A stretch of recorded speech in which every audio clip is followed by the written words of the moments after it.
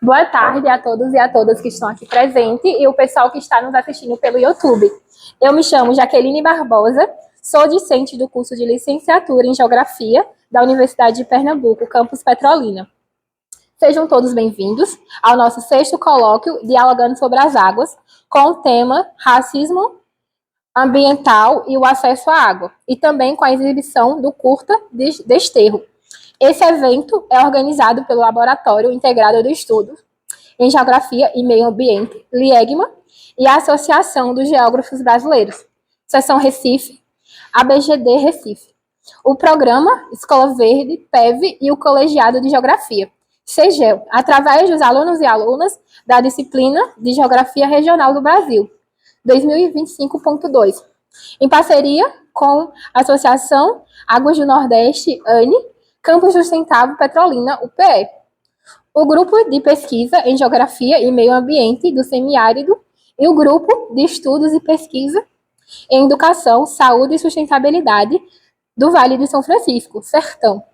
Gostaríamos de registrar a presença do coordenador do curso de Geografia, Everton Valésio, e os docentes, Risa Maros, Guilherme Araújo, Francisco Veríssimo, André Luiz Proença e a professora Leuda Carmen Ferreira, da Escola Poeta Carlos Drummond de Andrade, do N10. O nosso colóquio conta com a presença dos palestrantes Juliano Varela de Oliveira e Karina Leonardo do Nascimento. Nesse momento, eu gostaria de convidar a nossa colega Carmen. Carmen não, Kedma.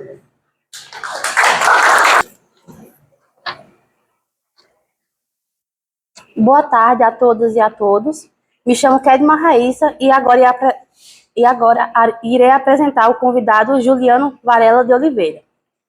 Juliano Varela é ator com trabalhos no teatro e no audiovisual, se enveredando também pela literatura com seu primeiro livro de contos, Horizonte Riscado, publicado em 2022. É também sociólogo pela Universidade Federal do Rio Grande do Norte, doutor em desenvolvimento urbano pela Universidade Federal de Pernambuco, professor de Sociologia do Instituto Federal do Sertão Pernambucano, campus Petrolina, onde também trabalha com metodologia que une artes e ciências humanas. Atualmente está como ator convidado da Companhia Biruta de Teatro, com o espetáculo História Lacrimogênica de Cordel, de Clarice Lispector. Desenvolve pesquisa com financiamento da Política Nacional Aldir Blanc, PNAB, Pernambuco, sobre o tema das mudanças climáticas e o pensamento afro-indígena brasileiro com foco na literatura e no teatro. Lançou seu primeiro curta-metragem, Desterro, no Sesc Petrolina em julho de 2025. Agradecemos muito por ter aceitado o convite para participar do nosso colóquio. Nesse momento, lhe passamos a palavra. Deixa só, então, enquanto o pessoal está ajeitando, primeiro eu queria agradecer ao convite que me foi feito pelo professor Sid Clay, por intermédio de Karina, que é minha colega de trabalho lá do campus Ouricuri. Quero dizer que eu estou muito contente em estar aqui, porque, como artista e como professor, é muito importante quando a gente tem oportunidades de compartilhar a nossa produção artística e todo o conhecimento que a gente produz dentro das instituições de ensino pública do Brasil, né? Então, também fico muito contente por estar aqui num momento em que nós temos colegas, professores e professoras, nós temos estudantes do ensino médio, eu também sou professor do ensino médio, e também estudantes da graduação, né?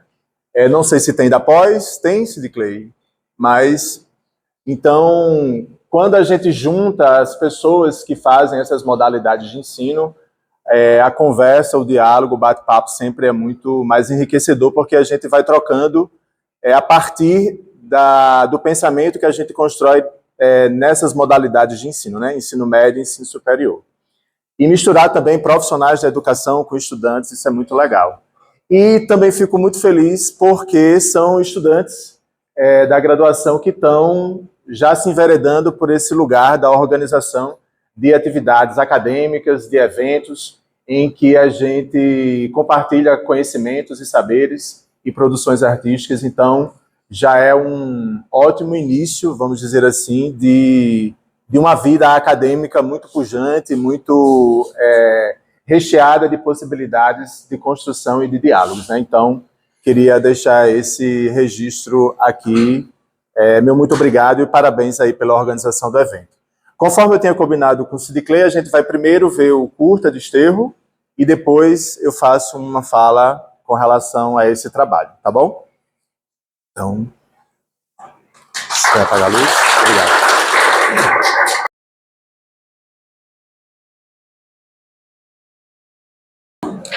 Gente, eu vou falar um pouquinho sobre o filme e também sobre algumas questões que nortearam a concepção dele, né? O colóquio é sobre as águas, mas eu vou falar sobre as águas a partir da metáfora que o filme traz, que é uma metáfora sobre a desertificação.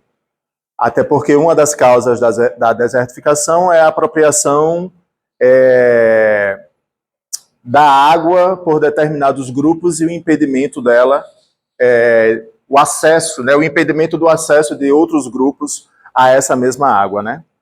Então, veja bem, esse curta, ele foi produzido como resultado de um curso de cinema que eu fiz no Sesc Petrolina, mas ele quando eu recebi essa demanda de produzir um material de audiovisual como resultado da conclusão de um curso, eu resolvi aproveitar os primeiros encontros que eu tive com um projeto de pesquisa, como eu não chamo resultados, eu chamo realmente de encontros com essa filosofia, né?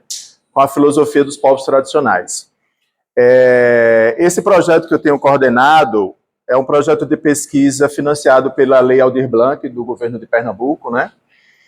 Aprovado no edital, chamamento público, e ele visa discutir a questão da desertificação a partir da filosofia dessas comunidades tradicionais. E aí eu entendo comunidades tradicionais como sendo comunidades indígenas, quilombolas, ribeirinhas e também sertanejas, né? Sobretudo aquelas que vivem em área de sequeiro.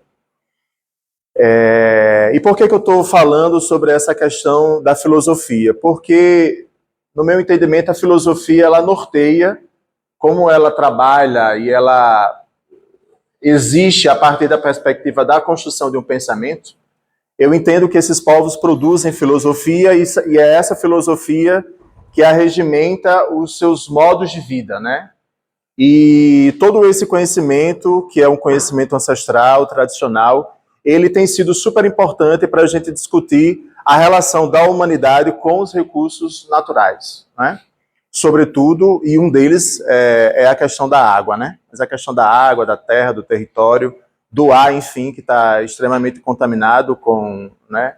E aí tem gerado toda essa questão aí das mudanças climáticas. Então, esse filme ele é um resultado artístico desse primeiro encontro com essa teoria e com essa filosofia desses povos tradicionais. E aí, na sequência,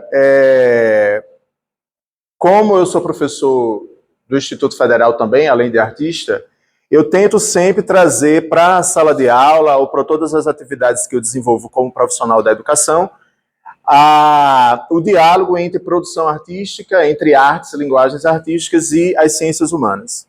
E eu entendo as artes como um campo de conhecimento e um campo de trabalho, assim como são também as ciências humanas, né? E aí esse projeto de pesquisa, ele tem sido super importante porque tem norteado, tem me ajudado a encontrar formas de pensar que alicerçam ações que são super importantes dentro desse contexto caótico que nós estamos vivendo, né, de mudanças climáticas, né? Porque a gente tem falado muito sobre mitigação e tem falado também sobre adaptação. E quando a gente vê, por exemplo, as tecnologias que são produzidas no âmbito do semiárido, são tecnologias super importantes para a questão da adaptação da humanidade a essas mudanças climáticas. Porque, enfim, é uma região que já vive historicamente com a questão da escassez da água, não é? E aí essas tecnologias que vêm sendo produzidas ancestralmente, elas são extremamente importantes dentro dessa discussão aí sobre as mudanças climáticas. Então, uma outra coisa também que eu acho que é importante falar dentro dessa discussão, e que está no documentário, em Desterro, né, no filme, é a questão dessa luta perpétua dos povos tradicionais para resistir a todos os ataques que vem sofrendo ao longo da história em seus territórios, né? Então, você vê que o filme traz duas referências, que foram as referências que eu utilizei para falar sobre essa coisa da resistência e também da esperança. Porque eu acho que a gente também precisa falar muito sobre a esperança no sentido, não no sentido de, vamos dizer assim, romântico da palavra, mas no sentido de buscar alternativas para o que está posto, né? E aí são duas referências que eu trago, assim, que é a de Maria Filipa, que foi uma marisqueira, uma mulher negra que lutou no processo de independência da Bahia contra os portugueses, e ela lutou contra os portugueses, e vocês sabem, a Bahia se tornou independente antes do próprio Brasil, e aí a Maria Filipa é um personagem icônico dessa história, né, do nosso país e da Bahia, uma marisqueira da ilha de Itaparica, uma mulher negra, que lutou contra os portugueses com cansanção, né, que é uma espécie de planta que gera uma ardência, um queimor, né, como a ortiga. E aí, por isso também que no filme traz exatamente isso, né? Surra de cansanção é que é reza boa. E aí tem todo esse lugar da mulher negra na luta, né, nessa resistência, na construção dessa esperança, dessas comunidades continuarem vivendo de maneira digna, né? E a outra referência é o próprio Nego Bispo, que é um filósofo quilombola, que ele, enfim, vai construir uma série de conceitos. E aí ele vai falar sobre como que se constrói esses conceitos contracoloniais para fazer frente, enfrentar todos os conceitos criados pelo Ocidente, pela ciência eurocêntrica e etc. e tal. E aí, por exemplo, em contraposição a desenvolvimento, que toda essa discussão do mundo hoje passa por esse modelo de desenvolvimento que nós temos, né, que o capitalismo criou. Inclusive, em relação à água, nós temos uma discussão super urgente no Brasil hoje, que é a instalação dos data centers, né, para a manutenção aí das inteligências artificiais. Requer um uso absurdo de água. Então, se essa água vai ser expropriada para a manutenção desses data centers, é porque ela vai ser retirada de algum outro lugar. E dentro dessa lógica do desenvolvimento, nós sabemos bem de quem essa água vai ser retirada para sustentar esse modelo de desenvolvimento que tem hoje, por exemplo, na inteligência artificial, a tecnologia, vamos dizer assim, de ponta. E aí o Nego Bispo vai exatamente contra essa palavra de desenvolvimento construir a ideia de envolvimento, né? E de saber orgânico, de como que você constrói uma relação mais direta e mais integrada entre humanidade e a natureza, né? O Ailton Krenak também, que é um filósofo indígena, também vai falar sobre isso, né? Nós não temos um planeta B. O Ailton tem uma palestra muito interessante do Ailton Krenak com o Siddhartha Ribeiro, que é um neurocientista muito importante e também interessante, que ele vai falar, nós não temos um planeta B, então se nós não temos um planeta B, a gente precisa cuidar desse daqui, porque é a única coisa que nós temos. Então, a Maria Filipa e o Nego Bispo são essas referências de resistência e de esperança que eu trago no filme Desterro, porque são, dentro de todo esse caos que nós estamos vivendo, a gente precisa construir outras referências, outros modos de pensar, e precisa construir, sobretudo, outros modos de agir. E esses outros modos de agir pressupõem outros tipos de relação com a natureza. E os povos tradicionais já vêm falando sobre isso desde sempre, né? E já tem todas as respostas para isso. Agora, esse modelo de desenvolvimento, o que vem se chamando de antropoceno, né? Que é o Homo sapiens acabou se tornando uma força geológica ele, com as suas ações alicerçadas pelo sistema capitalista, ele tem modificado a geologia, né, do planeta. E essa modificação tem sido muito nociva. E como que a gente se alimenta dessas filosofias, desses modos de pensar que alicerçam outros modos de agir, para que a gente consiga, pelo menos nos adaptarmos, mas o ideal seria que a gente conseguisse modificar completamente a lógica que está posta. Do contrário, como nós não temos um planeta B, o Homo sapiens vem construindo a sua própria extinção, né? A sua própria destruição. Então, como que a gente se alimenta desses modos de pensar para alicerçar outras formas de agir no mundo no qual a gente vive, né? Então, a questão da desertificação, ela é uma questão urgente para a gente que vive no semiárido. E é isso, uma das razões, além do desmatamento, além da questão do agronegócio, além, agora, inclusive, uma discussão mais recente, que é o impacto das energias renováveis, que são energias limpas, porém são energias violentas. Nego Bispo vai fazer uma crítica muito grande a isso também, porque, por exemplo, você tem o desmatamento de uma área gigantesca de caatinga para você colocar parques de energia solar, né? Além do que, você tem também o impacto gerado pela energia eólica, né? Aquelas torres, aquilo perturba animais, perturba pessoas, perturba toda uma comunidade. E esse impacto, ele não tem sido levado em consideração em nome de uma renovação energética, da construção de uma outra matriz energética, que ela é importante, mas ela precisa, mais uma vez, volta ao como, né? Nós precisamos de energia, mas a que preço a gente tem essas energias sendo implantadas na nossa região e como que elas não deveriam, né, impactar negativamente a vida das pessoas e a vida dos seres, dos outros animais, né? E aí você tem o agronegócio, você tem o desmatamento, você tem agora a implantação dessas energias renováveis, que muitas vezes são feitas, na maioria das vezes, por empresas estrangeiras, e essa energia não fica na localidade, o que gera para a localidade é o impacto por conta do desmatamento, e você tem aí uma outra forma de neocolonialismo, né? A partir da coisa das energias. E tem a expropriação da água para grandes produções, e isso gera como consequência a questão da desertificação.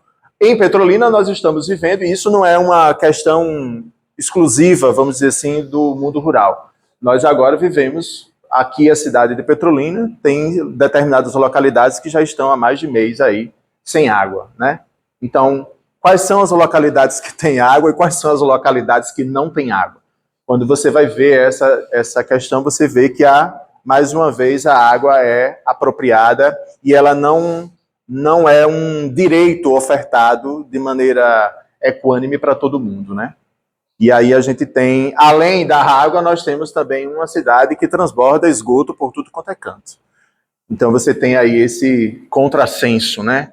Falta água e sobra esgoto, mas em determinadas áreas não falta água e também não tem o esgoto. Então, que mapeamento é possível a gente ser feito para poder a gente entender para onde essa água, como essa água está sendo usada e como essa água está sendo tratada, né? Bom, e aí, eu acho interessante também, já que a gente está no contexto aí da COP30, também trazer essa reflexão. Tem um economista que eu gosto muito, que é um economista da USP, chamado José Eli da Veiga, que ele traz um dado assim bem interessante, né? Que 80% das emissões de carbono são produzidas por 57 empresas, sobretudo do ramo de energia e do ramo de cimento, que estão situadas em 34 países. Então, para que a COP? Você tem um deslocamento de representantes de 190 países, em que você tem, inclusive nesse deslocamento, a queima do combustível fóssil, e muitas das coisas que são acordadas ali não são acordadas como obrigações de fato que os países têm que cumprir para poder frear esse desastre que o próprio ser humano construiu, né? Que o antropoceno construiu, ou que o que alguns estudiosos vão chamar de capitaloceno, né? É o capitalismo como uma força geológica que altera os rumos da própria biosfera. E aí você tem a organização de um evento que junta mais de 198 países, se eu não me engano, quando, na verdade, se essas empresas situadas em 34 países se reunissem e realmente decidissem mudar a coisa, muita coisa poderia avançar nessa discussão. Então, o que é que a gente está fazendo, né? O que é que o mundo está fazendo para poder realmente resolver esse problema? E quando eu estou trazendo sobre isso, e quando eu trago isso no filme, sobretudo de maneira metafórica, mas quando chega no final do filme, que tem aquele trecho do Nego Bispo, do seu livro, né, A Terra Dá, a Terra Quer, eu quero justamente questionar isso, sim. Nós estamos no modelo de desenvolvimento que está levando a própria espécie humana e todas as outras espécies a um abismo, e o que é que o mundo, sobretudo governos e grandes empresas, estão fazendo, o que é que nós também podemos fazer no nosso cotidiano para poder mitigar ou nos adaptarmos a esse contexto caótico como um todo, né? E aí, eu gosto muito de um termo que o Ailton Krenak utiliza muito, que é predar, né? Nós, seres humanos, estamos predando a natureza, quando, na verdade, a gente devia parar absolutamente tudo, e parar absolutamente tudo requer a gente pensar sobre nós mesmos, né? Qual é o sentido, por exemplo, que nós damos ao nosso consumo? O que é que nós estamos consumindo? Né? O que é que... E aí, assim, até um determinado tempo atrás, eu achava que as ações individuais, elas não resolviam um problema. E, de fato, elas não resolvem o problema do ponto de vista global. Mas as ações individuais nos ajudam a nos situarmos dentro desse contexto todo e a influenciar, pelo menos, o nosso entorno. Veja, resolver realmente não resolve. Eu não vou resolver o problema do plástico deixando de usar a sacola plástica. Mas eu preciso realmente pegar aquela sacola plástica? Sabe? Nem que seja no âmbito de um processo de autoconhecimento e de autoconsciência sobre o que está posto no mundo, né? Então, de quem nós estamos comprando? Nós estamos comprando da comunidade onde que nós fazemos parte? Ou a gente alimenta as grandes empresas, entende? Então, acho que refletir também sobre o individual, ele é importante, embora eu tenha, sim, a consciência de que esse individual não vai resolver o problema, mas a gente tem como influenciar. Veja, se as nossas ações individuais elas não fossem importantes, nós não estaríamos aqui, né? Vocês não teriam se empenhado para organizar um evento, nós, sei lá, talvez em sala de aula estivéssemos preparando qualquer aula, mas eu tenho certeza que todo professor, quase todo professor e professora, quando está preparando a sua aula, pensa que aquela aula vai, de algum modo, modificar a vida dos estudantes, né? No âmbito da consciência, nem que seja assim, às vezes a gente pensa assim, não, nem que seja só um, mas pelo menos eu vou tocar, afetar de algum modo aquela pessoa. Então, eu acho que é um pouco por aí. E aí, já para me encaminhar para o final, e aí falando sobre isso, né, sobre essa coisa individual e nessa relação com o coletivo, e o coletivo é uma coisa na qual eu acredito muito. Veja, nós somos indivíduos que nós estamos aqui no coletivo, né? Nós temos uma escola de ensino médio, nós temos uma universidade, nós temos estudantes, temos professores, temos assistentes sociais, temos, não sei, outros profissionais também. Então, somos seres individuais que estamos nesse mundo e que a gente é afetado por todo esse caos, mas nós fazemos parte de coletivos. Então, como é que a gente constrói coletivos de resistência e de esperança, assim como Maria Filipa fez, assim como o Nego Bispo fez também ao longo de toda a sua vida? Eu fico imaginando que se Nego Bispo também se entregasse ao pessimismo, ele não tinha feito as coisas extraordinárias que fez ao longo de sua vida, né? Não teria acreditado que uma comunidade quilombola pode resistir a ponto de conseguir a demarcação do seu território e de conseguir sobreviver a tudo isso. Aí, para encerrar, eu fiz, do mesmo jeito que Desterro e Antônio, mesmo diante da frustração de um ato de recuperação de uma terra que não deu certo, mas eles se reinventam e vão mais uma vez para a batalha e para a resistência e para a luta e esperam que um dia as coisas possam mudar. Eu tentei elencar aqui algumas coisas que para mim têm sido bem importantes pensar a respeito, né? Eu acho que primeiro, como eu estou falando também de filosofia, de pensamentos que alicerçam modos de agir, eu acho que a gente precisa sempre partir de questionamentos sobre como as coisas são produzidas, né? Porque o consumo, o mundo do consumo, o capitalismo vai sempre... E, por exemplo, agora a gente está, né, no auge aí da tal da Black Friday, né? E a gente é bombardeado a todo tempo de propaganda, de compre isso, compre aquilo, e consuma isso e consuma aquilo. E aí eu acho que a gente precisa parar para pensar como que as coisas são produzidas. Como é teu nome, meu filho? Pedro. Pedro, tu já parou para pensar como que esse óculos que está na sua camisa é produzido? Da onde saiu isso, assim? Da onde saiu o seu óculos? Sabe? Hoje em dia, outro dia eu estava vendo uma discussão muito interessante sobre como as crianças perderam. E o Ailton, aliás, esses filósofos quilombolas, indígenas, eles dizem muito sobre isso, né? Como que a humanidade, o Ocidente, a Europa fez isso conosco, com o mundo. Desacoplou, desconectou a humanidade do mundo natural, como se a gente fosse uma coisa à parte. O conceito de cosmofobia do Nego Bispo é justamente sobre isso, assim. Nós temos medo do cosmos, nós temos medo do universo, então a gente se aparta. Porque o medo ele também é uma tecnologia de dominação. Eu sempre digo muito isso, assim. Por que um homem chega ao absurdo de matar uma mulher?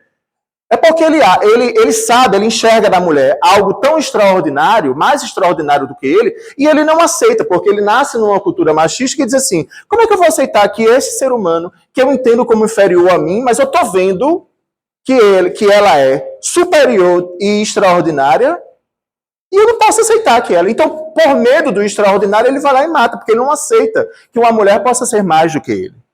A natureza, do mesmo jeito, a natureza ela é extraordinária. Então, vejam que nessa coisa das mudanças climáticas a gente está vivendo, né? Clima extremo. Então, é tempestade, tufão, furacão, né? Seca extrema, uma chuva torrencial, que né? Você fica... De repente, você tem uma chuva, uma ventania que quebra vidraças de um prédio de classe média alta, da alta elite paulistana, entende? Então, assim, porque é extraordinário. Né? A biodiversidade, a biosfera é extraordinária. Então, o medo desse cosmos faz com que o homem diga assim, não, peraí, esse negócio é extraordinário demais, eu preciso dominar a coisa. Senão, a coisa vai me dominar, entende? Então, a gente precisa voltar a essa confluência entre nós, enquanto humanidade, e a natureza. Porque nós não somos apartados dela. Né? Se o mundo está do jeito como está, nós somos afetados, mas o Homo sapiens construiu a ideia a partir do Ocidente da Europa de que não, de que ele é superior. E que, portanto, ele pode fazer o que quiser com isso que passou a se chamar de natureza. Né? E aí deu no que deu. As mudanças climáticas estão aí para falar sobre isso. Então, eu acho que a gente precisa primeiro questionar sempre, assim, o que é que eu estou fazendo, de quais coletivos eu faço parte, né? Como as coisas são produzidas, sabe? Como que esse óculos é produzido, como o cosmético que eu uso no meu cabelo é produzido, né? É testado em animal, por exemplo, essa discussão sobre você usar cosmético que é testado em animal... Você gera um sofrimento para um animal em nome de uma beleza que foi também uma abstração, porque é uma construção, né? Por que um cabelo só é bonito se for de tal modo? Por que um rosto só é bonito se for de tal modo? E as redes sociais estão aí vendendo todos esses padrões e a gente sempre nesse movimento de adequação, né? Então, sempre questionar isso. O segundo para mim, o conceito de confluências é muito necessário. Né? Nego Bispo também na sua filosofia vai dizer assim, uma coisa é ser importante, outra coisa é ser necessário. Nem todo o importante, ele é necessário. Nem todo o importante vai ajudar a gente a melhorar. Então, o que é de fato necessário? Então, a confluência entre algumas escalas, né, o que ele chama-se de confluências, e eu acabei juntando dois conceitos, que é o de contracolonialismo, né? Quais são as confluências contracoloniais que nós podemos fazer? Ou seja, que tipo de junção a gente pode fazer para poder as coisas melhorarem, para poder a gente influir de modo positivo nas mudanças que são necessárias? Eu acho que tem uma coisa, um lugar do cotidiano, que é aquilo que eu falei. Como que o seu cotidiano pode colaborar com o mundo? Eu acho importante a gente fazer isso, mesmo que o individual não vá resolver o problema, mas a gente tem que começar de algum lugar. E eu acho que a gente começa pelo individual, pelo nosso cotidiano, entende? Como que refletir sobre o meu cotidiano, o que é que eu estou fazendo com esse cotidiano, com esse meu entorno, né? Então, uma confluência desse cotidiano, uma confluência com o local que você vive, com o regional, né? Então, o Nordeste, por exemplo, produção de energias renováveis, o Nordeste é pioneiro nisso. Mas, por outro lado, a gente também está arcando com as consequências, com os impactos negativos desse movimento de mudança da matriz energética. E é isso, é limpa, mas ela também é violenta. Então, não poderia ser de outro modo? Que modo é esse? A gente vai precisar encontrar esse caminho, né? Enfim, e aí a confluência nessas escalas até se chegar aí numa escala global. Tem um autor indiano que eu tenho estudado muito recentemente, que é o Chakrabarti, Dipesh Chakrabarti. Ele está ali dentro daquele movimento dos estudos subalternos, né? Ele vai diferenciar o global do planetário. Isso é uma coisa importante, porque o global é uma construção da história humana, né? A ideia de global é uma construção. O tempo do global é diferente do tempo do planetário. Porque você, por exemplo, o que aconteceu em Mariana e Brumadinho, você destruiu, quer dizer, você destruiu a bacia do Rio Doce. Você matou um rio. O tempo do planeta de recuperação disso é muito maior. O cara, diz que você rompeu uma barragem, você destruiu em questão de horas, em dias, você saiu do interior e foi bater na foz do rio lá no Espírito Santo. Destruiu. Mas para aquele recurso natural se recuperar, é o tempo do planeta, é um tempo muito mais dilatado. Então a gente precisa começar a pensar sobre essa diferença, né, do global com o planetário, porque são tempos completamente diferentes. Então, eu acho que a gente precisa confluir pensamentos contracoloniais, ações de agentes contracoloniais. Quem é a galera? Quem são as instituições? Quem são as organizações? Quem são as pessoas? Quem são as comunidades que estão pensando outros modos de viver, outras formas de se relacionar com a água, outras formas de se relacionar com o território, né? Outras formas de se relacionar com o Rio São Francisco. Porque as comunidades ribeirinhas, as comunidades indígenas, os povos tradicionais lidam com esse recurso, né, que, por exemplo, a cidade de Petrolina despeja dejetos orgânicos poluindo o rio. Essas comunidades tradicionais lidam com esse recurso com uma outra lógica, completamente diferente. Para os povos indígenas, o rio não é um recurso econômico, como é, por exemplo, para esse modelo de desenvolvimento. O rio é um parente. O rio ele é um encantado, ele é uma entidade, é uma espiritualidade, é outra forma de se relacionar com isso que o capitalismo passou a chamar de recurso, mas para eles, né? Por exemplo, o povo Krenak na bacia do Rio Doce enxerga o Rio Doce como um avô, quer dizer, é um parente, é um ancestral, não é um recurso econômico, só que a mineração enxerga aquilo como um recurso econômico. Como do mesmo jeito, os data centers estão enxergando a água como um recurso econômico para poder esfriar aquilo que precisa para poder a gente utilizar a tal da inteligência artificial. É outra lógica completamente diferente. E eu acho que a gente precisa aprender com essas outras lógicas, né? E lidar com a natureza de outra forma. A ciência é super importante, mas não somente a ciência ocidental, a ciência que é produzida por essas comunidades também, todos os saberes e os conhecimentos que essas comunidades produzem. Já existem estudos que atestam que a floresta amazônica ela foi plantada pelos povos indígenas. Isso requer um conhecimento, isso requer uma ciência desses povos, uma ciência ancestral, não é? Então, juntar, né, essas ciências aí. Os tipos de consumo, que é isso, assim, o que é que eu estou consumindo, da onde eu estou consumindo, será que eu estou priorizando a produção agroecológica, será que eu estou priorizando a produção daquela comunidade tradicional, sabe? Quando eu vou comprar um presente para uma amiga, que tipo de presente eu estou comprando, né? Será que eu estou comprando um presente de um artesão, de um artista visual aqui da região, ou eu opto por dar um presente comum que está sendo vendido aí nessas grandes plataformas de venda online? Sabe, eu acho que a gente precisa também pensar um pouco sobre essa coisa do consumo para poder a gente construir outros modos de vida, né? Eu tenho outras coisas aqui, mas eu acho que eu vou deixar aí para o debate e aí eu trago no retorno, viu? Obrigado, professor.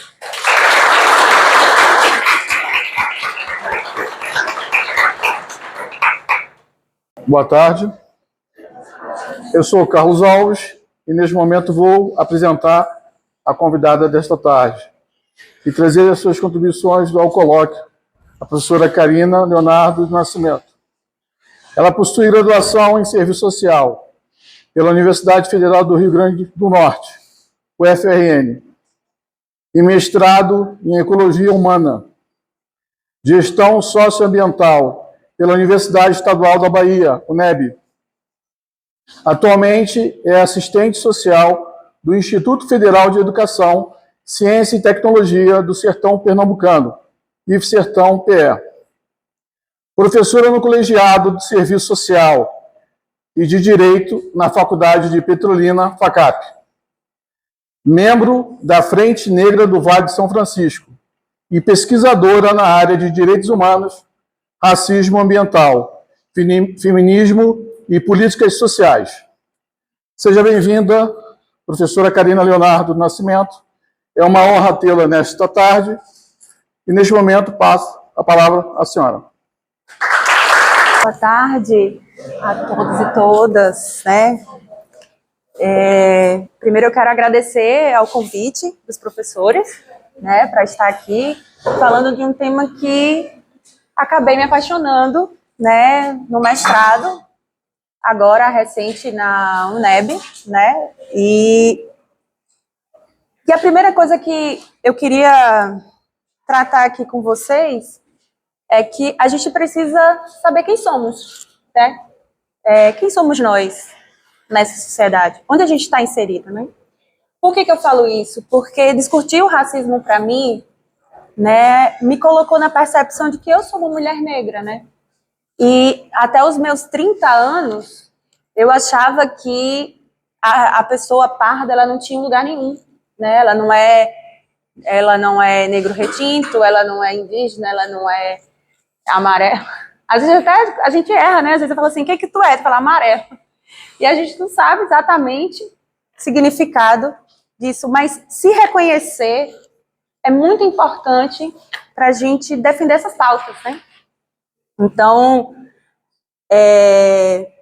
dentro desse processo de me reconhecer enquanto mulher negra, né, eu começo a retornar à minha vivência no Rio Grande do Norte, né, e é uma grande coincidência ter formado na UFRN também, junto com o professor Juliano, e a gente se encontrar apenas aqui em Petrolina, né. E aí, na minha infância, eu vou lembrando dos meus avós, que eram feirantes, que eram agricultores, que aí a gente estava até conversando recentemente sobre essas tecnologias, né, sobre o filtro de barro, sobre aquelas jarras de barro, vocês já viram aquelas jarras gigantescas, né, que hoje as pessoas usam muito como enfeite, né, aqui, pelo menos aqui, mas lá, né, antes da geladeira, da luz elétrica, a gente via que ali era uma forma de deixar a água fria, né, decantava, e aí a gente botava no filtro, enfim. E outra coisa, né, muito interessante dessa percepção é voltar às minhas raízes, né, perceber quem sou, voltar às minhas raízes e pensar no futuro, né, que futuro é esse que a gente está aqui conversando, né. Então, falar de racismo ambiental é muito importante a gente entender isso aqui, e de acesso à água também, né. Falar depois do filme do Desterro, para mim, é partir da força, né, que o filme traz, né, a gente vê uma resistência, né, A gente vê, até no poema fala assim, a força de uma mãe, né? Ou seja, tem muito a ver comigo também, né? Porque eu adentro nos movimentos sociais e discutindo o meio ambiente, eu penso no futuro da minha filha e dos filhos que eu quero ter ainda, né? Ou seja, uma mãe quer que os filhos cresçam, a gente quer ter a oportunidade de ver os filhos crescerem. E partindo disso, um dos elementos que eu trouxe para a minha vida foi estudar sobre esse futuro, né? Eu queria começar perguntando também, quem sabe o que é racismo ambiental, levanta a mão. Quem sabe o que é? Levanta. Tu sabe? Só levanta. Não sabe. A maioria de vocês aqui não sabem o que é racismo ambiental. Mas sabe o que é racismo? Quem sabe o que é racismo, levanta a mão. Tá. Isso é muito importante. Então, a gente entende que o racismo é uma relação de poder de um determinado grupo em detrimento de outros. Quem são os que sofrem o racismo? São pessoas negras, pardas, né, descendentes, afrodescendentes e muitas vezes até indígenas também, né? Então, partindo desse conceito que vocês têm de racismo, a gente agora vai ampliar um pouco para a relação com o território, com relação à casa de vocês, com relação ao bioma da gente, com relação à nossa água e acesso à água. Vocês já conseguiram fazer alguma relação entre o racismo que vocês compreendem como racismo e acesso à água? Conseguem fazer? Sim ou não? Quem acha que sim, levanta a mão. Certo, então vamos lá. O que isso tem a ver, né? Fazendo um recorte sócio-histórico brasileiro, a gente sabe que a formação econômica, ou seja, né, a economia girava no tempo da colonização em cima do trabalho de pessoas escravizadas. Esse aqui é consenso pra gente, né? E essas pessoas, dentro da concepção, do ideal, né, dos colonizadores, dos homens brancos, eram tidas como não pessoas. Então eram nada, né? Nada. Então, compreendendo o racismo como esse poder de dominação que um determinado grupo, tem sobre o outro e que considera o outro não ser, né? Então, tanto é que a religião, melhor dizendo, é satanizada, que precisa catequizá-los para que eles possam ter acesso ao céu, porque o céu é de pessoas brancas e pessoas brancas negras teriam que passar pelo purgatório da terra através de trabalho escravo, né, para que pudessem aí alcançar esse céu, né? Dito isso, né, o 14 de maio, né, é o dia após, inclusive até tem uma música, né, no dia 14 de maio, a gente ficou largado, né? Mas a gente também não queria viver sendo escravizado. Não, não é sobre isso. É sobre políticas públicas que o Estado deveria garantir às pessoas negras que foram outrora escravizadas e seus descendentes. Mas essa ideia racista de dominação, ela não acabou no dia 3 de maio. Ela persegue a gente até a contemporaneidade, até hoje. Então, o lugar onde as pessoas negras, nós, né, negros, pardos, periféricos, moramos, é um lugar também que passa a ser um lugar de não lugar, né? Então, significa dizer que, por exemplo, quando tem esgoto, eu vou fazer essa pergunta porque é até interessante. Quantos de vocês convivem com esgoto na porta de casa, no bairro de vocês, há muito tempo? Levanta a mão. Muito tempo. Tô com vergonha, né? Mas é isso. Esse tempo, sabe? O esgoto está ali há muito tempo, já significa dizer que o Estado, que teria o tempo para atender vocês, está demorando muito a atender. E esse fato dele demorar a atender não é opcional, não é uma coisa aleatória. É uma coisa pensada. Pensada como? Pensada que quando o esgoto está na porta da nossa casa e falta água, como está faltando agora, qual é o maior problema que pode acontecer conosco? Adoecer. Por quê? Porque você passou pelo esgoto e você precisa tomar um banho. E você precisa lavar a comida. E a criança que vai brincar de futebol no meio da rua? Né? Vamos supor que ainda tem, né, muitas crianças em bairros periféricos que brincam na rua. Então, assim, tudo isso afeta uma determinada população, um determinado grupo social, em sua maioria negros, pobres, periféricos. A minha pergunta é, estão conseguindo entender mais ou menos a ideia de racismo ambiental? Está começando a desanuviar a mente, né? Então, é exatamente isso que é importante a gente entender. Reconhecer o nosso território, reconhecer o que está acontecendo e por que isso está acontecendo no meu território e não na parte mais visível da cidade, né? Por que o esgoto que eu vejo no João de Deus, por que o esgoto que eu vejo no Henrique Leite, por que o esgoto que eu vejo em outras áreas, ele não estoura na orla, nos prédios de milhões? Por que ele não estoura? E se estoura, demora para ser resolvido? Não. Então, dito isso, a gente começa a entender dentro da nossa realidade essa questão do racismo ambiental. Mas aí, o racismo ambiental é só isso? Né? É só a questão do esgoto ou a questão da falta de acesso à água? Não, ele é multifacetado, ou seja, ele tem várias faces, várias caras. Então, por exemplo, a discussão de energia limpa, né, das grandes empresas eólicas, por exemplo.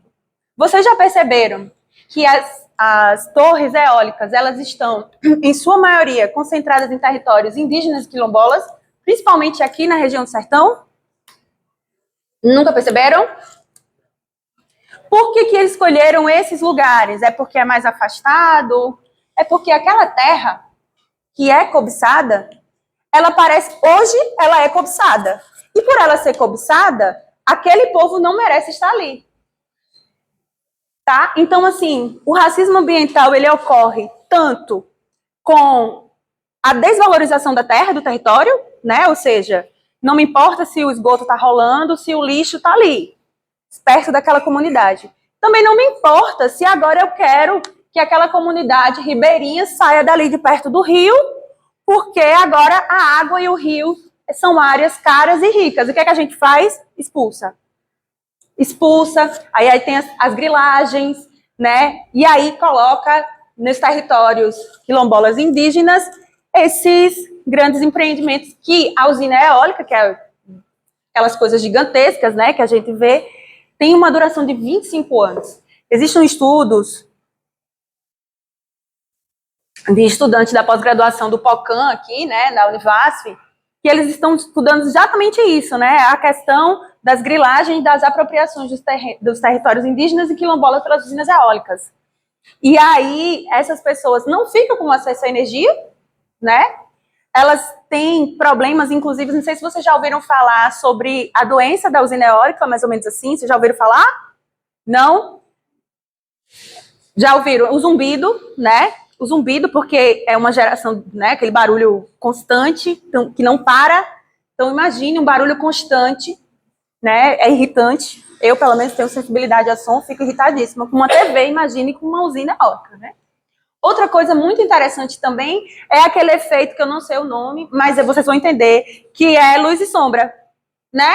Ou seja, fica piscando. Sabe quando vocês vão em algum lugar e a luz fica só piscando? Vocês não se sentem mal, não? Eu me sinto, parece que eu tomei um murro, assim. Ou seja, aquela luz piscando o tempo inteiro.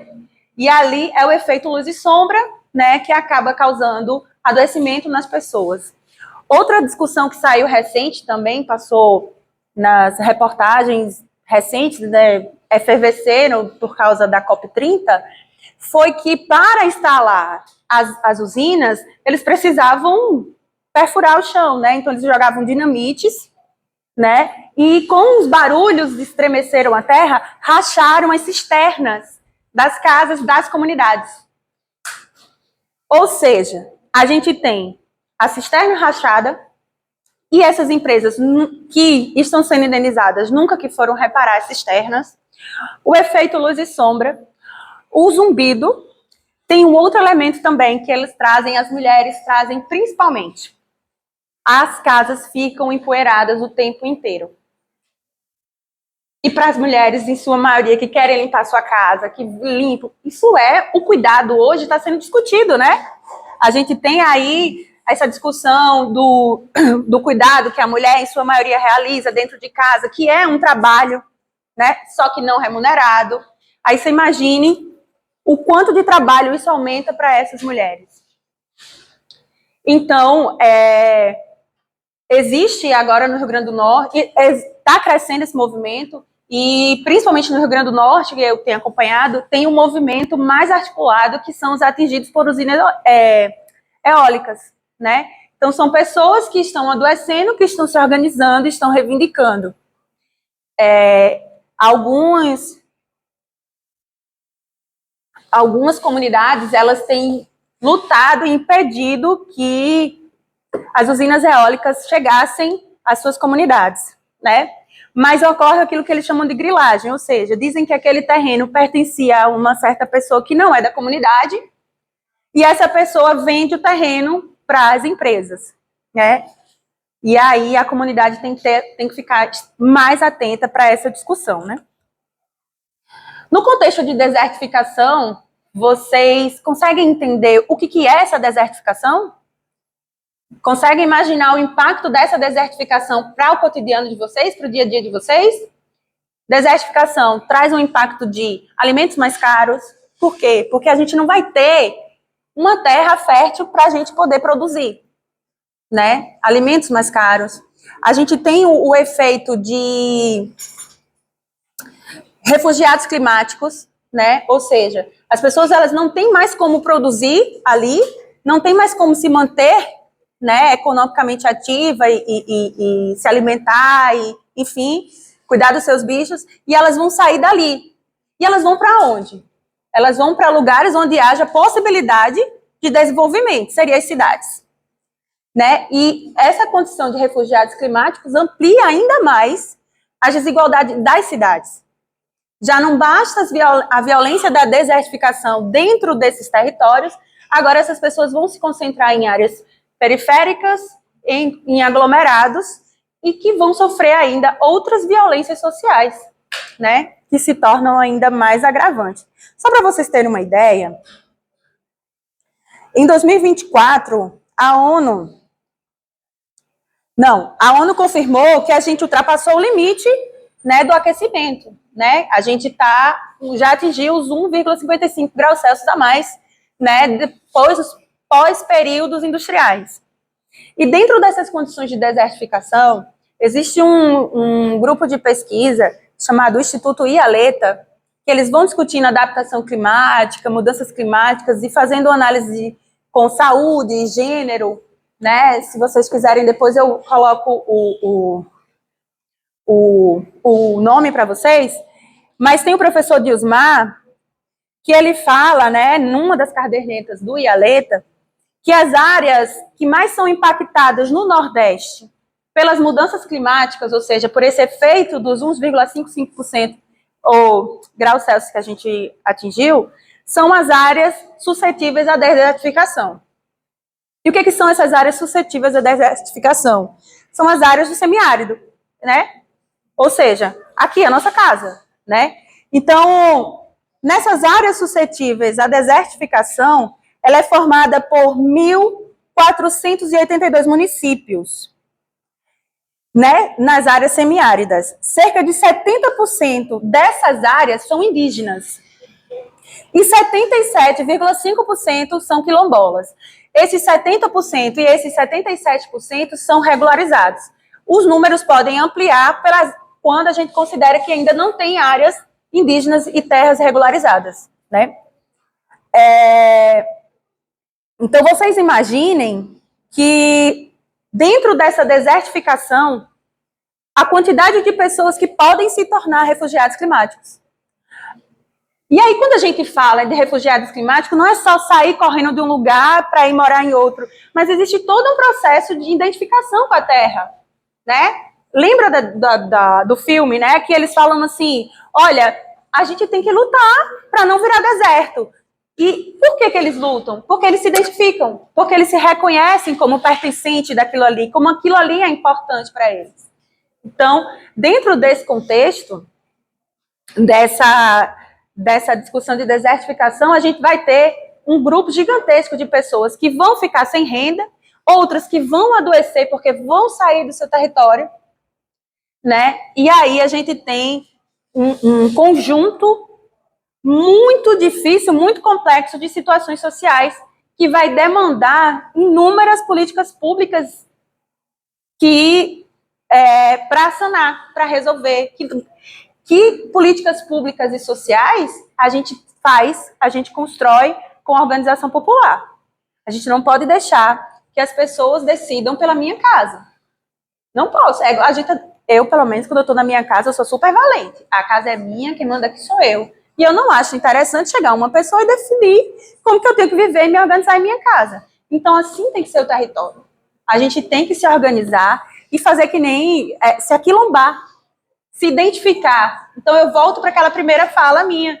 A gente precisa se identificar enquanto pessoa inserida nesse meio social, nesse meio ambiente. E aí a gente retoma a discussão que o professor Juliano traz. A gente foi, né, distanciado da concepção de terra, né, do meio ambiente. É como se o meio ambiente fosse uma coisa distante, apenas para a gente preservar a plantinha, né? Vou botar aqui uma água, estou ajudando. Não é. É da terra que sai o alimento da gente, né? E aí o Nego Bispo fala da circularidade, né? A gente se alimenta da terra, a gente precisa da terra e a gente vai voltar para a terra, né? E aí a gente vira essa circularidade. Então a gente precisa se reconectar. E a gente precisa defender o meio ambiente e principalmente a caatinga, que é o único bioma tipicamente brasileiro.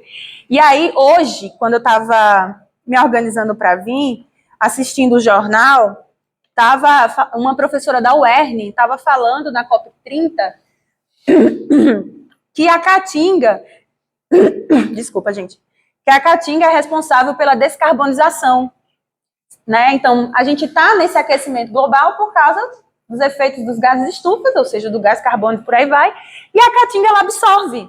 Então, se você desmata a caatinga, que está ajudando na descarbonização, para construir usina solar, para botar placa solar, o que você está fazendo? É a maior contradição que a gente pode enfrentar, né? Então, a gente precisa preservar a caatinga. Dentro de tudo isso que eu falei para vocês, a questão do acesso à água, ela não se restringe só ao fato da gente ter uma água para beber. A gente fala de saneamento básico, a gente fala de, como é que eu posso falar? Eu vou usar essa palavra de democratização do acesso, né? A gente vai falar sobre os grandes interesses que tem sobre as águas, né? No caso, o maior enfrentamento agora que a gente vai enfrentar são os data centers das IAs, que estão querendo vir para o Nordeste brasileiro. E elas vêm não daqui. São empresas do Norte Global que já não consideram o Sul Global como, né, como pessoa, sujeito de direitos, Eles já consideram a gente como não pessoas. Sempre foi assim. Desde o processo colonial, o Sul Global é assim. Então, o Norte Global, desculpa. E aí eles querem trazer os data centers para consumir a nossa água. E só para vocês terem ideia, um data center consome uma quantidade de água referente a uma cidade de praticamente 40 mil pessoas, não é isso? Mais ou menos isso. É muita água, gente. É muita água, né? E hoje, trazendo essa discussão da própria Compesa, que é para a gente entender, e fazendo um paralelo com a minha profissão, que é o serviço social, vocês já ouviram falar, né, das assistentes sociais? Com certeza. Então, fazendo um paralelo, né, a gente estuda muito situações econômicas e vulnerabilidades sociais e tal, riscos sociais e tal. Se vocês considerarem que nos bairros periféricos de Petrolina, o acesso à água está prejudicado há bastante tempo, né? Tem gente que fala de 2, 3 meses até, né?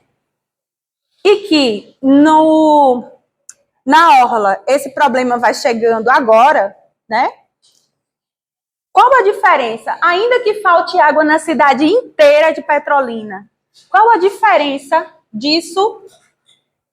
Qual o impacto? Eu vou reformular a pergunta. O impacto vai ser o mesmo que o impacto que as pessoas da periferia sentem e o impacto do que as pessoas da orla que vivem lá vai ser o mesmo? Não. Por quê? Porque a pessoa da periferia, ela vai ter que despender mais dinheiro para poder tentar reverter essa situação.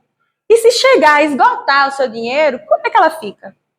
Né? Então, ou seja, tem pessoas comprando galões e galões de água, mas vai chegar uma hora que esse dinheiro acaba. A maioria das pessoas dentro da cidade e da periferia de Petrolina vive com salário mínimo e meio. E olhe lá, são pessoas com Bolsa Família que destinavam aquele dinheiro para uma outra atividade, agora elas vão destinar esse dinheiro para tentar suprir essa necessidade da água.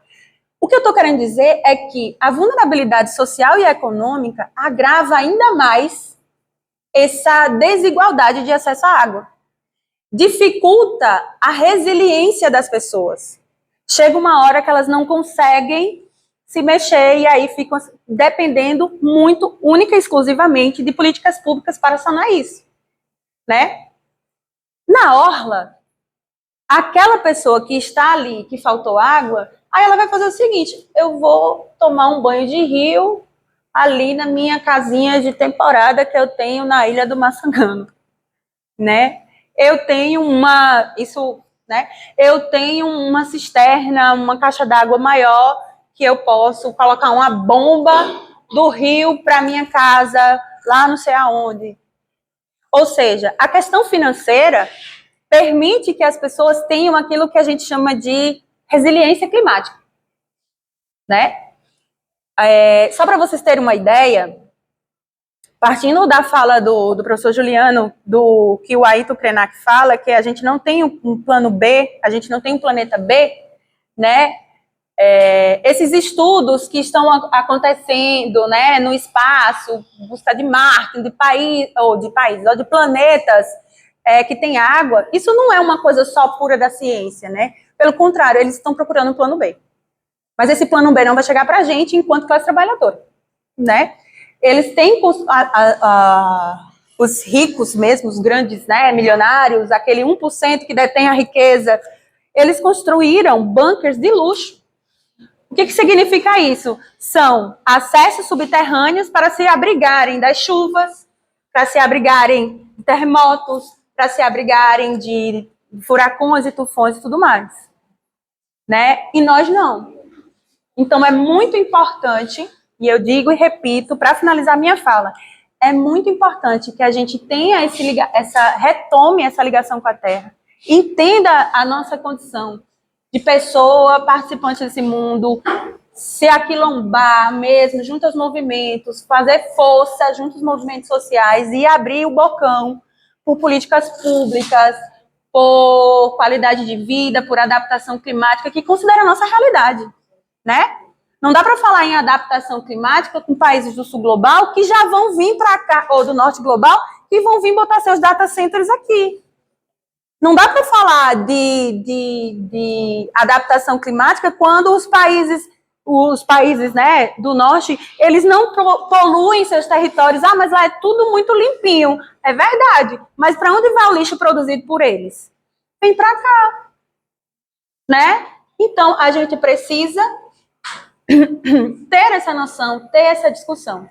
Então, o racismo ambiental é isso que a gente está falando para vocês, é o seu território, é a sua relação com o território, que as pessoas, as grandes empresas, o capital em especial, não considera como um direito seu de ter aquele território. Ou pode achar que aquele território é aquela zona de sacrifício, ou seja, é o quintal onde se joga o lixo, né?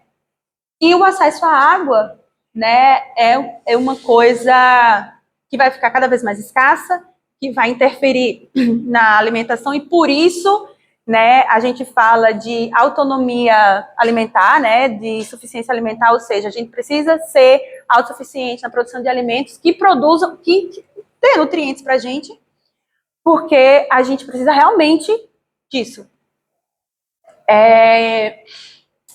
Por fim, eu trouxe na minha discussão do mestrado um trecho da Carolina Maria de Jesus. Deixa eu pegar aqui. Que a Carolina Maria de Jesus, que é essa daqui, tá? Ela era uma autora brasileira na década de 50, 60, dos anos 90. Ela escrevia muito sobre a sua realidade numa comunidade periférica de São Paulo, mas ela tem duas falas que me chamam muito a atenção e que eu precisei trazer para vocês. Deixa eu pegar aqui.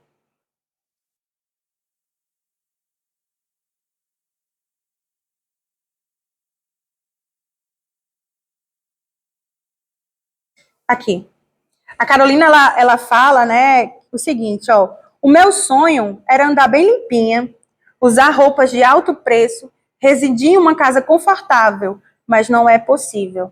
E aí ela traz histórias de que ela descia o morro para poder pegar água e subia com água na cabeça. Carolina era uma mãe solo de 3... Solo não, vamos falar. Era uma chefe de família monoparental, né, com 3 crianças, que enfrentava aí essa pobreza, essa vulnerabilidade, inclusive também essa discussão da moradia, né? A casa dela, quando chovia, ela fala que entrava água, que ela ficava preocupada. No tempo da mãe dela, ela já ficava preocupada. Chovia, já causava aquilo que a gente chama hoje de ansiedade ambiental. E ela falava que o sonho dela era andar limpinha. E para andar limpinha, ela precisava de quê? De água. Né? Outra coisa que ela traz, que eu acho extremamente interessante, é que ela faz uma analogia que faz a gente entender muito bem a discussão de racismo ambiental. A Carolina Maria de Jesus, ela não foi a pessoa que cunhou o termo racismo ambiental, tá? Esse termo, racismo ambiental, ele surgiu nessa forma, racismo ambiental, na década de 80, nos Estados Unidos. Mas a Carolina, em 60, ela já evidenciava isso. Ela diz assim, eu classifico São Paulo assim, o palácio é a sala de visita, a prefeitura é a sala de jantar, e a cidade é o jardim. E a favela é o quintal onde jogam os lixos. Ou seja, a favela é aquele espaço daquelas não pessoas, o espaço dos negros que jogavam lixo. Então, esse território era tido como quintal para jogar o lixo. E aí ela fala, nós somos pobres, viemos para as margens do rio. As margens dos rios são os lugares do lixo e dos marginais. Gente da favela é considerado marginais. Não mais se vê os corvos voando às margens do rio perto dos lixos. Os homens desempregados substituíram os corvos. Ou seja, ela traz essa discussão da moradia, ela fala como que os espaços eles são segregados e como eles são tratados, e ela fala de quem são as pessoas que vivem nesses espaços. Então, ficou mais fácil para mim entender essa discussão de racismo ambiental. Por fim, e é a última frase que me chama muita atenção na minha pesquisa do mestrado, foi que um aluno nosso, pesquisado, ele fala assim, qual o impacto do racismo, eu perguntei qual era o impacto do racismo assim, na vida deles, e principalmente do racismo ambiental. Ele fala assim, olha,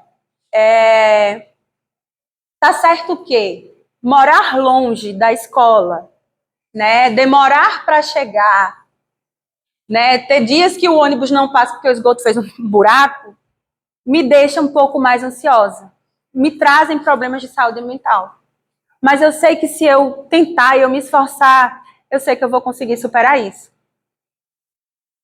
Eu não foquei na parte dele dizer sozinho que ele vai superar, porque de fato não é. Mas é aquela questão do entorno, né?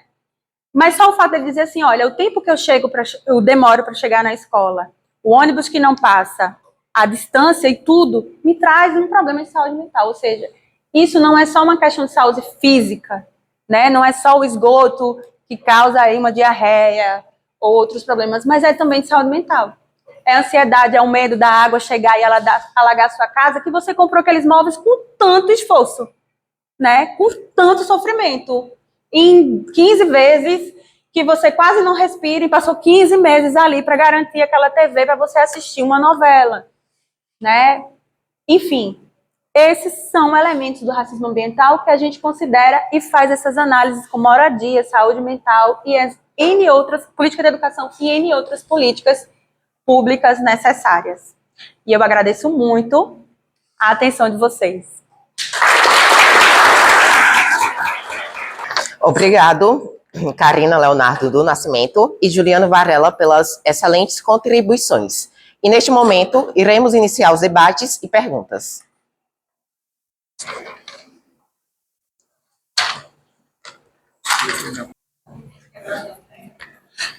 Pronto, virou aqui, né? Boa tarde, gente. A sala tá bem bonita, viu? Sejam sempre muito bem-vindos, tá? À nossa universidade. Gostamos muito da presença de vocês aqui. Eu me chamo Guilherme, tá? Eu sou professor aqui da casa, do curso de Geografia. E gostaria de parabenizar todos os dois, né, pelas apresentações, assim, muito boas. Eu me senti muito feliz, né, pela fala de vocês, muito contemplado. Gostei bastante também da ideia, né, do filme, né, que você apresentou, Juliano. Eu, particularmente, tenho um trabalho aqui que, de uma certa forma, dialoga com o que tu fazes, porque a gente produz aqui documentários, né? Na verdade, é uma tentativa de produção de documentários dentro do curso de Geografia, justamente dentro dessa temática que você trouxe, né, no âmbito ambiental, né? E aí a gente procura fazer um diálogo nesse contexto das mudanças climáticas, isso é relações com as comunidades tradicionais, com os pequenos agricultores. Então a gente vai a campo, faz discussões, então assim, tem um certo, né, diálogo aí, então achei bastante interessante a tua visão artística, né, nesse seu trabalho, né? E aí, já conectando com isso, eu queria saber um pouco mais como é que você, né, desenvolve essas ideias, né? Por exemplo, sei que você tem um levantamento bibliográfico, né? Como você trouxe diversos autores, mas de repente você trabalha com algum laboratório, com algum grupo, você vai a campo para você aprofundar essas ideias. Então, eu queria mais entender seu ponto de vista metodológico mesmo, né? Como que você chega, né, nessa ideia para trazer um trabalho tão interessante como esse, tá? E para Karina, né? Desculpa, Karina. Eu, na hora que estavam te apresentando, eu precisei sair rapidamente, então eu não sei se você falou um pouco sobre tua dissertação de mestrado, né? Você está fazendo mestrado, não é isso? Não, terminou o mestrado, né? Pronto. E aí foi sobre o racismo ambiental, né? Enfim. Então, eu gostaria que você comentasse um pouco, né, sobre o que você desenvolveu. Você trouxe muito sobre os data centers, né? Então, eu não sei se você falou sobre isso. Pronto. Então, você comentasse um pouco, né, do teu trabalho de mestrado e os resultados dele, para a gente dialogar um pouco mais, tá bom? Guilherme, eu sou ator e sou professor.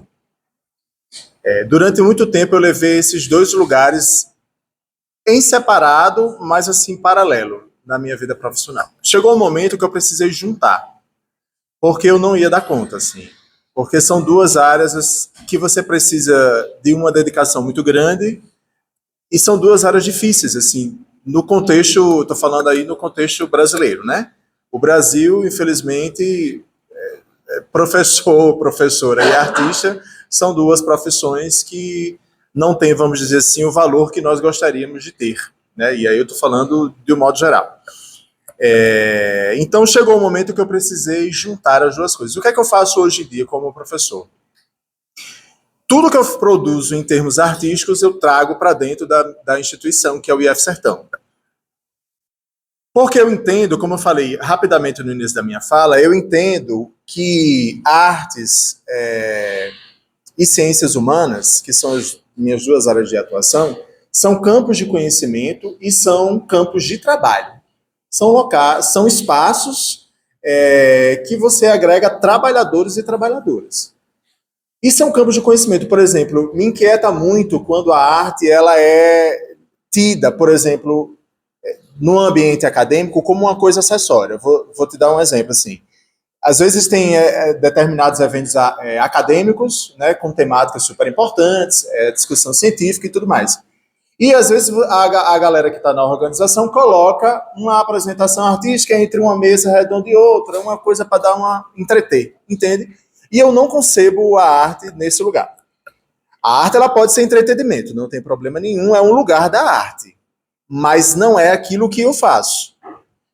O que eu faço como artista e como professor é mergulhar em temáticas, construir processos de pesquisa. Por exemplo, na arte, a gente faz pesquisa também. Esse filme do Desterro, ele já é resultado, como eu falei, é um resultado de um primeiro encontro que eu tive com um referencial teórico, que é uma fase da pesquisa, o mergulho em um determinado referencial teórico e filosófico. Então, ele é um resultado deste primeiro encontro. Mas, por exemplo, nesse meu projeto de pesquisa em específico, eu vou ter uma fase de entrevistas, eu vou ter uma fase da escrita, que o resultado final vai ser um livro. E dentro da coisa das entrevistas, por exemplo, eu vou entrevistar artistas pernambucanos de várias linguagens artísticas para saber como que esses artistas situam a arte que eles e elas fazem dentro desse contexto de caos, ou de fim de mundo, ou de apocalipse, ou de mudanças climáticas, enfim, né? Os nomes, eles são muito variados. Então, tem uma pesquisa relacionada a uma filosofia tradicional, quilombola, indígena, ribeirinha e sertaneja. Tem entrevistas com artistas, depois eu vou mergulhar no processo de escrita de um livro, e esse processo de escrita de um livro pode gerar ou um outro material em audiovisual e em ficção, ou uma peça de teatro. Mas, assim, é pesquisa. Do mesmo jeito que se faz a pesquisa acadêmica, se faz pesquisa nas artes. Então, você tem, obviamente, adequações metodológicas, você tem formas de se fazer pesquisas na área artística, tem especificidades também na área científica, mas a essência é praticamente a mesma. Se você tem um tema, você precisa mergulhar e investigar sobre esse tema para você entender esse tema, e depois você vai comunicar os seus achados. Se for na ciência, é uma linguagem, se for nas artes, é outra linguagem. Eu posso fazer uma peça de teatro, posso fazer um curta-metragem ou um longa-metragem, posso fazer um espetáculo de dança, posso fazer uma performance, porque são linguagens, ou seja, são formas de você comunicar. E o que é que você comunica? O conhecimento. Um saber que você produz mergulhado naquela discussão. Entende? Então, hoje em dia, tudo que eu faço em termos... eu costumo dizer, a minha produção intelectual, ela não é mais científica. Ela é uma produção intelectual artística. Agora, tudo que eu faço, porque eu tenho essas duas formações, nas artes e também nas ciências humanas, eu junto num diálogo entre esses dois campos de conhecimento e dois campos de trabalho. Então, eu não consigo mais separar. Agora, óbvio, como nós estamos falando de arte, e a gente não está falando de ciência, a forma como você vai comunicar é uma forma artística. Não é um artigo científico. Por exemplo, aí eu falei sobre resistências... Em Desterro eu falo sobre política, eu falo sobre organização comunitária, eu falo sobre mudanças climáticas, eu falo sobre desertificação, eu falo sobre história, sociologia, filosofia. Agora, a linguagem ela é artística. Você vê que é uma linguagem... Está tudo aí dentro de um curta-metragem de 11 minutos. Mas é uma linguagem artística, não é uma palestra científica que eu venho aqui e fale parará e traga dados estatísticos, ou traga dados ou questões metodológicas, entende? Agora, uma coisa não elimina a outra. As duas coisas elas podem dialogar completamente. Então, por exemplo, quando Karina traz Carolina Maria de Jesus, é um livro, Quarto de Despejo de Carolina Maria de Jesus, é uma obra literária. Mas está falando sobre sociedade, está falando sobre negritude, está falando sobre racismo, está falando... Entende? Agora, a linguagem, ela é uma linguagem artística. Né? Se você pega, por exemplo, um filme como Bacurau, do Kleber Mendonça Filho, ele está falando sobre o Nordeste, ele está falando sobre a resistência do povo nordestino, ele está falando sobre a exploração dessa região por uma galera que vem de fora e quer matar o nordestino, e fala sobre a organização política. dentro de uma linguagem artística que é o audiovisual, que é o cinema, né? Audiovisual, ele abarca outras questões, como publicidade, etc e tal. Dentro do cinema, né? Que é a linguagem artística do audiovisual. Entende? Então eu não consigo desassociar, eu não consigo mais enxergar esses dois campos como uma coisa separada que não pode dialogar com a outra, sabe? Quantas e quantas músicas de Gonzaguinha, de Luiz Gonzaga, de Chico Buarque, de Caetano, sabe? Da Lué de Luna, da Xenia França, de Seu Jorge, de Jorge Benjó, a gente pode passar um semestre inteiro dando uma disciplina. Eu ministro uma disciplina de relações étnico-raciais e que todo esse conteúdo está lá. Mas se eu quisesse optar por discutir, por exemplo, relações étnico-raciais no Brasil a partir da música feita por artistas negros e negras, eu discutia com o mesmo lastro, com a mesma substância, com o mesmo valor, com o mesmo, sabe, com a mesma consistência do que um artigo científico que vai falar sobre todas essas questões. Não consigo desassociar. Então, metodologicamente e do ponto de vista da minha ação profissional, para mim, as ciências humanas e artes, elas andam completamente juntas. Só que o que vai ser modificado é a forma de comunicação. Se eu opto por uma forma científica, é uma. Se eu opto pela forma artística, aí eu vou ter um leque muito variado a depender da linguagem artística que eu escolho comunicar esse saber. Professor Guilherme, né? Você quer que eu fale um pouquinho sobre o meu trabalho do mestrado, né? Então, a minha dissertação, ela faz uma discussão entre meio ambiente e vulnerabilidade socioeconômica, né? Eu procurei ali a intersecção entre vulnerabilidade social e ambiental, né? E racismo ambiental. Dá para entender, mais ou menos? Né? E aí eu cheguei a esse achado que eu falei, que é a questão de quanto mais vulnerável a comunidade, o povo mais difícil é dela sobreviver a essas mudanças climáticas, né? Por causa da questão financeira, principalmente, por causa da dependência em políticas públicas também. E aí, na minha pesquisa, eu fiz a pesquisa com estudantes da assistência estudantil, que é justamente o meu carro-chefe lá no Instituto Federal do Sertão Pernambucano. Ou seja, os alunos baixa renda, né? Eu selecionei os negros, quase 80%, mas eu selecionei os de Petrolina, né? E fiz perguntas sobre essas questões ambientais, sobre saneamento básico, sobre acesso à água, coleta de lixo.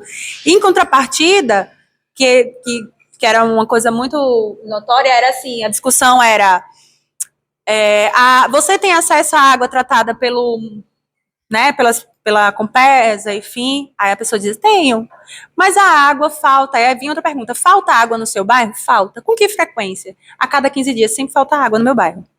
Aí uma vez no mês sempre faltava água no meu bairro, né? Coincidiu da coleta da pesquisa ocorrer num período pós-chuva, e aí eu solicitei que eles mandassem algumas imagens do que eles achavam de problemas ambientais que mais incomodavam eles dentro da comunidade deles, né? E aí eu recebi fotos de casa alagada, o esgoto criou buraco, e aí nessa pessoa que mandou o buraco, ela falava assim, olha, tem uma semana que o ônibus não passa aqui na minha casa ou no meu bairro porque o esgoto fez um buraco e eu estou tendo que andar um pouco mais. Outra coisa que eu questionava eles era quanto tempo tem que esse esgoto está na sua casa? Tem uns que estão assim, eu deixo que eu me entendo de gente. Quanto tempo tem que falta água em sua casa? Aí tem pessoas assim, tem muito tempo, eu fiz pesquisa com pessoas com 18 anos a mais, e aí tinha pessoas que diziam assim, olha, me chamou a atenção esses elementos, e aí eu trouxe na pesquisa que um disse assim, olha, quando eu tinha 10 anos de idade, faltou água no meu bairro, e a gente comunicava a Compesa, comunicava a prefeitura, chamamos a TV, fizemos tudo que a gente queria fazer, e nada resolveu. Uma certa vez, a gente cavou um buraco na rua, conseguimos achar um cano da Compesa, e aí a gente puxava, quando era de madrugada, a gente ia lá e puxava água. E eu achei aquilo de uma resistência importantíssima. A água deveria ser democratizada, né? E aí aquela comunidade achou um jeito, né? Que a resistência não é pacífica, né? Como a gente imagina. Já disse aí a Desterro, já preparando uma grande guerra. Por quê? Porque esse controle, né, dessa passividade, dessa coisa, é mais uma forma de manter a gente no cabresto. E deixa eu lembrar aqui, essa foi a minha pesquisa mesmo com os estudantes, mas eu fiz uma revisão sistemática, né, com alguns artigos da Web of Science e da Scorpius. Não lembro mais agora. Enfim. E aí, eu fiz um levantamento de quantos artigos discutiam racismo ambiental e cheguei na Rede Brasileira de Justiça Ambiental, de onde saiu o termo de racismo ambiental que eu adoto na pesquisa, né, que é justamente a concepção de que as mudanças climáticas afetam desproporcionalmente, não só as mudanças climáticas, né, afetam desproporcionalmente populações vulnerabilizadas, né? E a Tânia Pacheco, que é uma das organizadoras do trabalho, ela fala que independente de ser intencional ou não, né? Então, tem uma ação que culminou aí com a poluição do rio, mas não era intencional atacar uma determinada comunidade ribeirinha. Mas o fato da consequência atacar aquela comunidade, pela consequência, isso se torna racismo ambiental, né? E há uma relação, né? Tiveram artigos que trouxeram uma discussão de introduzir o racismo ambiental como determinante social de saúde, né? Porque entende que há um adoecimento, tanto pelas poluições, tanto pelos agrotóxicos, pela contaminação dos rios, a questão mental também, problemas de saúde mental, e aí eles sugeriram colocar como determinante social de saúde. Outro elemento também que eu identifiquei do racismo ambiental é que as maiores impactadas são sempre mulheres de famílias monoparentais, né, porque são as mais empobrecidas, e dentro disso, as suas crianças, né, por quê? A gente está falando de mulheres monoparentais que precisam de políticas públicas para poder se desenvolver economicamente, ou seja, ter a sua autonomia financeira, que quando não tem, ela não tem com quem deixar essa criança, e ela não consegue aí sair da dependência, por exemplo, de um Bolsa Família, né? E já a criança que é afetada é porque ela precisa de um adulto para protegê-la. Ela precisa desse adulto para proteger, ela precisa de uma casa que a abrigue com segurança e que a abrigue junto com a mãe, né? Então, a gente tem esse achado também. Outro achado que eu achei interessante foi de uma comunidade que elas tinham, a quilombola, que elas tinham um rio passando, assim, um córrego, acho que era o córrego de São Mateus, ele fala, tinha um córrego, e cercaram esse córrego. A comunidade não conseguiu mais ter acesso, simplesmente cercaram. Ou seja, aquele córrego que tinha um significado importante, ambiental, né, do cosmo também, a questão de Oxum e tudo mais, eles perderam acesso porque cercaram e ficaram proibidos de acessar por causa dessa propriedade privada que chegou lá e instituiu que aquele córrego agora era daquela propriedade privada. Então, tiveram esses dois momentos da minha pesquisa.